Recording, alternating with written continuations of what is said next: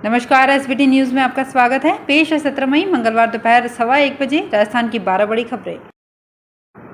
देश की सबसे बड़ी बीमा कंपनी जीवन बीमा निगम के आईपीओ की लंबे समय के इंतजार के बाद आखिरकार आज मंगलवार को लिस्टिंग हो गई। इसी के साथ एलआईसी के शेयर ओपन मार्केट में लिस्ट हो गए, लेकिन इस शेयर की लिस्टिंग ने निवेशकों को निराश कर दिया। दरअसल शुरुआती कारोबार के दौरान बीएसई पर एलआईसी का शेयर 8.62% के भारी भरकम डिस्काउंट के साथ लिस्ट हुआ है। एक दिन पहले यानी कि सोमवार को ग्रे मार्केट में इस शेयर पर 20 रुपये का डिस्काउंट मिल रहा था।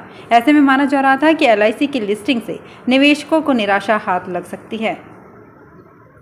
बूंदी के लिए खुशी की खबर है। राज्यपाल और सेक्रेटरी फॉरेस्ट से गजट नोटिफिकेशन के साथ ही रामगढ़ टाइगर रिजर्व को लीगल स्टेटस मिल गया। अब अगला कदम टाइगर कंजर्वेशन प्लान बनेगा, जिसमें हर काम टूरिज्म प्लान से लेकर फ्यूचर प्लान भी होगा। इसे राष्ट्रीय बाघ संरक्षण प्राधिकरण अप्रूव करेगा। टाइग्रेस की सॉफ्ट रिलीज की तैयारियां चल रही है। शिकार के लिए चीता सांभर लाने के लिए काम होगा। बदलती जीवन शैली, खानपान और मानसिक तनाव के कारण आजकल हर व्यक्ति किसी न किसी बीमारी का शिकार हो रहा है। इसमें सबसे कॉमन है ब्लड प्रेशर। ज्यादातर लोगों में हाई ब्लड प्रेशर की समस्या पाई जाती है। जयपुर के एसएमएस मेडिकल कॉलेज की एंडोक्रिनोलॉजी डिपार्टमेंट की ओर से किए गए इस रिसर्च में देखने को मिला है कि एंडोक्राइन हाइपरटेंशन के केस तेजी से बढ़ने लगे हैं, जो 35 साल से कम आयु वर्ग में देखने को मिली है। मेडिकल कॉलेज के senior professor doctor Sandeep Mathur ने बताया कि जेनेटिक डिसऑर्डर के युवा इस बीमारी के शिकार हो रहे हैं। राजस्थान पुलिस कांस्टेबल भर्ती परीक्षा 2022 का पेपर लीक हो गया। लीक होने वाला पेपर 14 मई की दूसरी पारी का है। इसमें करीब 2.25 लाख अभ्यर्थियों ने परीक्षा दी थी। इनकी परीक्षा दोबारा ली जाएगी। वहीं बताया जा रहा है कि पेपर लीक की पूरी साजिश जयपुर के दिवाकर पब्लिक स्कूल में रची गई थी। पेपर रखने वाले स्ट्रांग रूम में एसओजी की टीम को कई गड़बड़ियां मिली हैं।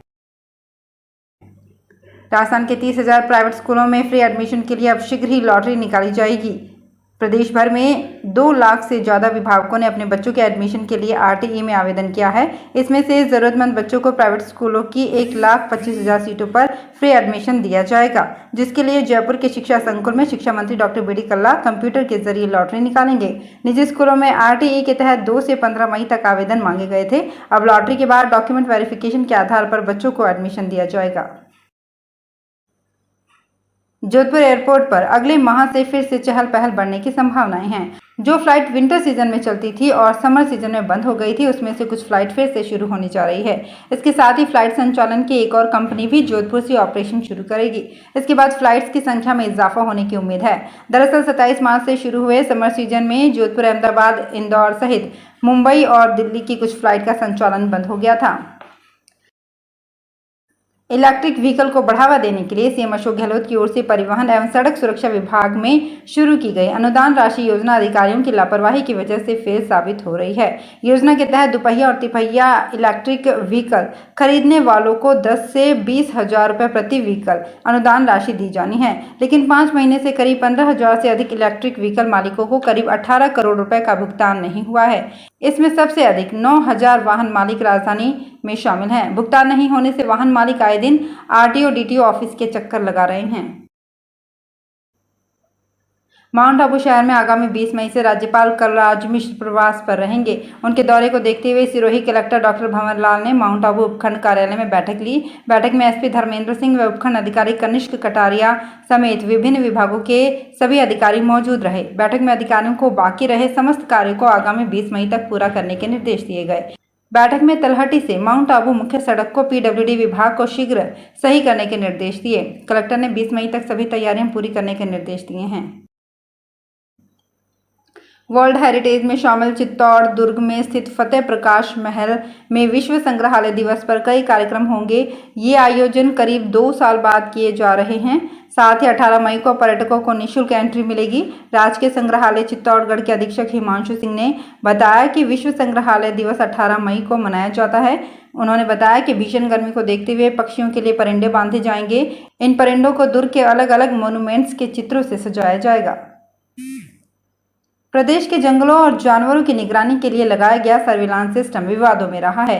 न तो इसमें फॉरेस्ट विभाग अनैतिक गतिविधियों पर लगाम लगा पाया है और न ही शिकार पर।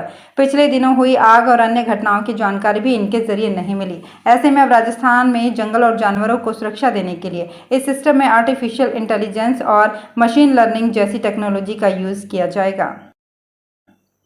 एनटीए ने राष्ट्रीय पात्रता सह प्रवेश परीक्षा स्नातक नीट यूजी 2022 के लिए आवेदन की आखिरी तारीख 20 मई तक बढ़ा दी है। पहले आखिरी तारीख 15 मई थी। नीट यूजी 17 जुलाई को 543 शहरों में होगी। ये परीक्षा 13 भाषाओं में होगी।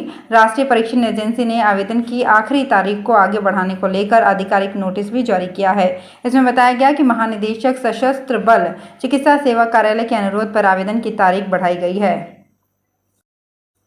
प्रदेश में पिछले 5 साल में कई चौंकाने वाले परिवर्तन हुए हैं, तो कुछ बुराइयां अब भी पीछा नहीं छोड़ रही है। पढ़े लिखे शहरी माताओं में शिशुओं को स्तनपान कराने की दर 12% बढ़ी है, जबकि 15 से 16% लड़कियों और लड़कों की शादी आज भी बाली उम्र में हो रही है। हालांकि इसमें 5 साल में 10% की कमी आई है। सर्वे में सामने आया कि पहले 6 माह तक बच्चों को स्तनपान कराने में शहरी महिलाओं का प्रतिशत अधिक है। तो फिलहाल इस बुलेटिन में इतना ही। फिर हाजिर होंगे कुछ और बड़ी खबरों के साथ। एसबीटी न्यूज़ के और भी वीडियोस को देखने के लिए हमारे चैनल को सब्सक्राइब करें और नोटिफिकेशन पाने के लिए बेल आइकन को प्रेस करें।